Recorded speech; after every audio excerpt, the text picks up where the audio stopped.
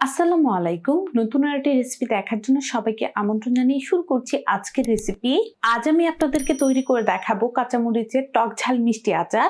যারা যারা ঝাল খেতে আমরা পছন্দ করি তারা কিন্তু খুব সহজেই এই কাঁচামরিচের আচারটা তৈরি করে নিতে পারবেন। ভাত, পোলাও কিংবা খিচুড়ির সাথে কিন্তু এই আচারটা খেতে ভালো লাগে। তাহলে ভিডিওটি শুরু থেকে শেষ পর্যন্ত দেখতে থাকুন। কাঁচামরিচের আচার তৈরি করার জন্য আমি এখানে 250 গ্রাম মরিচ আগে থেকেই বোটাটা ছাড়িয়ে ভালো করে পরিষ্কার করে নিয়েছি। এখন আমাদের যেটা করতে হবে, মরিচের আগাটা ঠিক এভাবে করে কেটে নিব। তাতে করে হবে কি, আচারটা তৈরি করার সময় মরিচটা কিন্তু আর ফেটে শরীরে চলে আসবে না। সবগুলো কাঁচামরিচের আগায় আমি এভাবে কেটে নিয়েছি। এখন আচার তৈরি করার জন্য চলে যাব চুলায়। চুলার মধ্যে আমি একটা প্যান বসিয়ে দিলাম আর এখানে 2 টেবিল চামচ পরিমাণ পাঁচফোড়ন দিয়ে দিচ্ছি। চুলার আঁচ লোতে রেখে এই পাঁচফোড়নটাকে আমি ভেজে নিব। চুলার আঁচ লোতে রেখে কিছুক্ষণ এই পাঁচফোড়নটাকে ভেজে নিয়েছি আর অনবরত কিন্তু এভাবে নেড়ে যাচ্ছি। অনবরত না নাড়লে কিন্তু এগুলো পুড়ে যাবে। আর পাঁচফোড়নটা ভাজা হলে কিন্তু সুন্দর একটা ফ্লেভার বের হবে। যেহেতু পাঁচফোড়নটা ভাজা হয়ে গিয়েছে, এখন এই পাঁচফোড়নটাকে আমি নামিয়ে নিচ্ছি। আচারটা তৈরি করার জন্য আমি এখানে 150 গ্রাম পরিমাণ তেঁতুল নিয়েছি আর এই তেঁতুলের বিচিটা আগে থেকে আমি ছাড়িয়ে রেখে দিয়েছিলাম। এখন এখানে আমি উষ্ণ গরম পানি দিয়ে দিব। তাতে করে হবে কি, তেঁতুলের মাঠটা কিন্তু বের হতে সুবিধা হবে। আর উষ্ণ গরম পানি দিয়ে তেঁতুলটাকে আমি কিছুক্ষণ এভাবে ভিজিয়ে রাখবো। পাঁচফোড়নগুলো আমাদের ঠান্ডা হয়ে গিয়েছে আর এখানে একটা ব্লেন্ডার জার নিয়েছি আর এই জারের মধ্যে পাঁচফোড়নগুলো দিয়ে দিব। ঢাকনাটা লাগিয়ে ভালো করে এটাকে ব্লেন্ড করে নিব। আপনারা চাইলে কিন্তু শিলপাটার মতো এটাকে পিষিয়ে নিতে পারেন। ব্লেন্ড করে নিয়েছি, ঢাকনাটা খুলে দেখাই এমন গুঁড়া হয়েছে।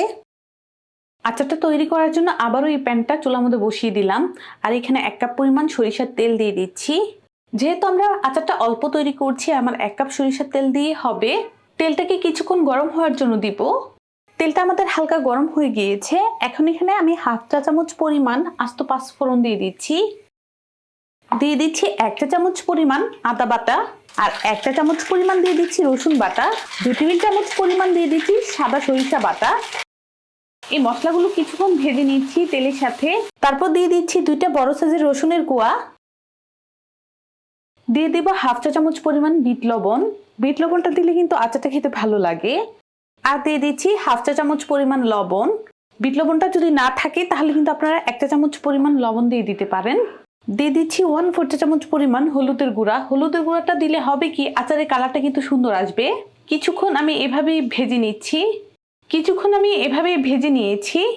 তারপর ওই যে কাঁচামরিচগুলো আগে থেকে ধুয়ে কেটে একদম বেছে রেখেছিলাম সেগুলো দিয়ে দিব। মরিচগুলো আমি দিয়ে দিয়েছি আর চুলার আঁচটা কিন্তু মিডিয়ামে আছে। এই মরিচগুলো আমি কিছুক্ষণ এভাবেই ভাজবো। কিছুক্ষণ আমি এভাবে ভেজে নিয়েছি আর ওই যে তেঁতুলটা আমি ভিজিয়ে রেখে দিয়েছিলাম সেখান থেকে মাঠটা আমি নিয়ে নিয়েছি। আর মাঠটা এখানে আমার 1 কাপ পরিমাণ হবে।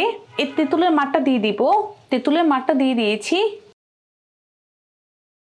দিয়ে দিচ্ছি 1/2 কাপ পরিমাণ চিনি। মিষ্টিটা আপনাদের পছন্দ অনুযায়ী কিন্তু বাড়িয়ে কমিয়ে নিতে পারবেন। আরও কিছুক্ষণ চুলার আঁচ মিডিয়াম রেখে আচারটাকে এভাবেই জাল করে নিচ্ছি। আরও 3-4 মিনিট আমি এটাকে জাল করে নিয়েছি। এখন এখানে 1/2 কাপ পরিমাণ সাদা ভিনেগার দিয়ে দিব। ভিনেগারটা দিলে হবে কি, আচারটা কিন্তু সারা বছরই ভালো থাকবে। আরও 6 থেকে 7 মিনিট এই আচারটাকে আমি জাল করে নিব। 6 থেকে 7 মিনিট এটাকে এইভাবেই জাল করে নিয়েছি। যে ভিনেগার আর তেঁতুলের মাঠটা দিয়েছিলাম এটা কিন্তু পুরোপুরিভাবেই শুকিয়ে নিয়েছি। দেখুন তেলটা কিন্তু সব কিছু থেকে সেপারেট হয়ে গিয়েছে। আর এখানে যে পাঁচফোড়নটা গুঁড়া করে রেখে দিয়েছিলাম এই পাঁচফোড়নটা দিয়ে দিচ্ছি। পাঁচফোড়নটা দেওয়ার পর স্প্যাচুলাটা দিয়ে ঠিক এভাবে মিশিয়ে দিব। আচারটা কিন্তু আমাদের রেডি। এখন এই আচারটাকে ঠান্ডা হওয়ার জন্য রেখে দিব। কাঁচামরিচের আচারটা পুরোপুরিভাবেই ঠান্ডা হয়ে গিয়েছে। আচারটাকে পুরোপুরিভাবেই ঠান্ডা করে নিতে হবে। এখন এই আচারটাকে আমরা সংরক্ষণ করে নিব। আর এখানে আমি শুকনো একটা কাচের বয়াম নিয়েছি। সবসময় যখন আচার আমরা সংরক্ষণ করে রাখবো, শুকনো কাচের বয়ামে রাখবো, তাহলে কিন্তু এটা বছরখানেক রেখে খেতে পারবো।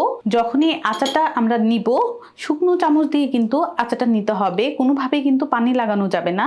যদি আমরা পানি লাগাই আচারের মধ্যে তাহলে কিন্তু আচারটা নষ্ট হয়ে যাবে।